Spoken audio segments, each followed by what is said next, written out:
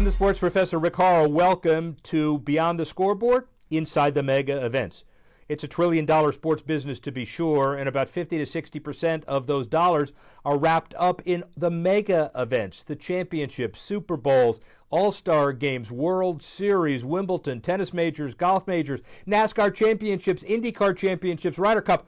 All of those too numerous to mention. I'm in my office to kick off the show, but I'm not here a lot. I'll be on the road on a weekly basis to bring you the inside tips from those major events. The balance sheets, who wins, who loses, the interviews, how you put on the events, and how you sustain them. This is all brought to you by Edelman Financial. Money doesn't come with instructions. That's why we created Edelman Financial Services to help you with everything from college and retirement planning to managing your investments, helping you achieve retirement security. We're among the nation's top financial advisors. Come see how we can help you. Sports Professor Rick Horrow. It is the spotlight on mega events. Today's a big deal.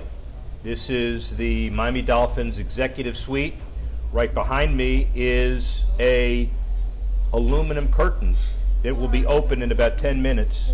Separates the beginning of the preseason from all of the conversation. We're going to finish this out there, but just wanted to give you some perspective at the beginning of this regarding the NFL and where it is.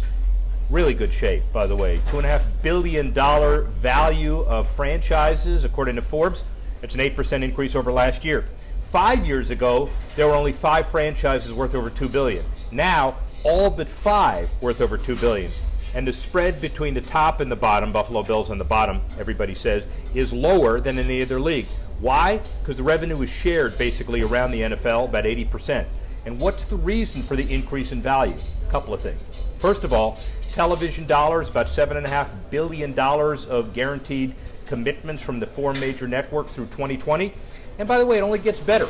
So NBC's Sunday Night Football, the highest rated show for the past 6 years, and 19 of the last 20 highest rated shows, all NFL, Super Bowls. MASH's final episode, the only outlier, shame on them. By the way, the other ancillary revenues, Twitter did a $10 million deal for Thursday Night Football last year. Fox involved now, Amazon, $50 million this year, a 5-fold increase. So the revenue is high, and it gets higher.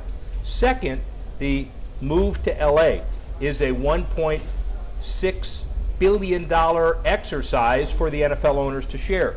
About $350 million for the Raiders move to Vegas, and about $650 million each, the Rams and the Chargers, for the move to LA. So that territorial dollar is a one-shot deal, but the bottom line of it all is it generates some significant dollars as well. Some of the other issues, by the way, as far as television, we've talked about, the LA deal talked about, merchandise, labor peace. Overall, $13 billion in revenue, about $3.2 billion in income. That alone is about $500 million more than the NBA, NHL, and Major League Baseball combined. When you put all that together, 1/32 of a partnership in the NFL is worth obviously a lot of money. What about stadiums? Well, we'll look at one in particular, the Miami Dolphins, Hard Rock Stadium, the beginning of their season, and loads of optimism. And by the way, everybody around the NFL is ready to go to the Super Bowl. You take a look at the numbers. This is the time of year where there is unbridled optimism. So let's open the executive suite. Let's think about the beginning of NFL preseason, and let's talk about the Miami Dolphins next.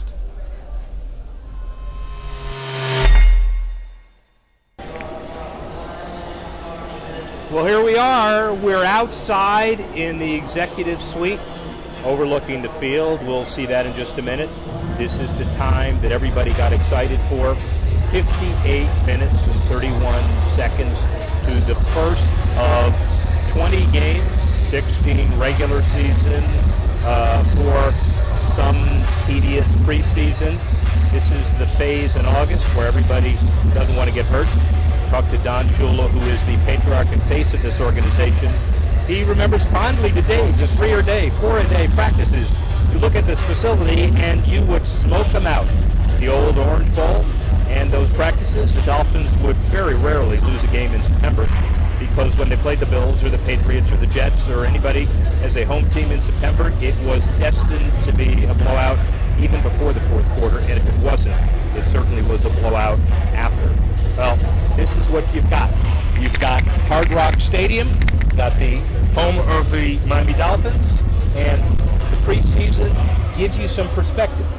The Dolphins were bought by Steve Ross for about $1 billion years ago. He put his own money into a $500 million Hard Rock Stadium renovation, and then did an 18-year, $250 million naming rights deal with Hard Rock, which is still the third richest sports naming rights deal here. A lot to be proud of. The home of Super Bowl 2020, about 2 seasons away. And guess what? The Dolphins go from a $1 billion purchase price with Steve Ross, the highest paid for at that point, before Steve Ballmer spends $2 billion for the Clippers, and on and on. Now, according to Forbes, $2.57 billion. They haven't come out with their latest valuation yet. It'll be higher. Steve Ross obviously didn't do it just to make money. He is a lifelong Dolphin fan. What you have, notwithstanding the empty seats now before kickoff after a rainstorm, is a house that's destined for more value, world-class soccer, World Cup games in 2026, international concerts and events, and of course the Miami Dolphins hoping next year to be, if the Falcons don't do it first, the first team to play their stadium home game in the Super Bowl. That's a lofty target, but Steve Ross is a lofty, visionary owner. By the way, he didn't spend 100% private money to make the $500 million renovation. Yet, the Dolphins have been the latest in a series of teams moving from the suburbs and or some other location back to the stadium as far as their training camp is concerned. And if the center of business operations generates the most tax revenue, what they've got is $50 million from Dade County, Miami-Dade County, to move their training complex next season and the season after to a town called Miami Gardens, which, with the tennis center now for the Miami Open, the Dolphins, major concerts, now the training complex, hoping to be, with Steve Ross's help, the center of the sports universe. So clearly, the Miami area has a lot to be proud of, and I've been involved in Miami sports, as you know, for over 30, 35, 40 years with the original Miami Heat Arena, the next Miami Heat Arena, the tennis center, Homestead training complex, the Homestead NASCAR race. Now everything seems to be centralized in West Broward for the Panthers, downtown Miami for the Heat and the Marlins, and obviously this now the center of the outdoor sports universe, Miami Gardens, Florida, Hard Rock Stadium, Miami Dolphins. Great kickoff to the 2018-19 season, a season that Steve Ross and others hope to be very, very successful. Sports Professor Rick Horrow, the stadium issue, NFL issue, this week's Facebook surrounding mega events. See you next time.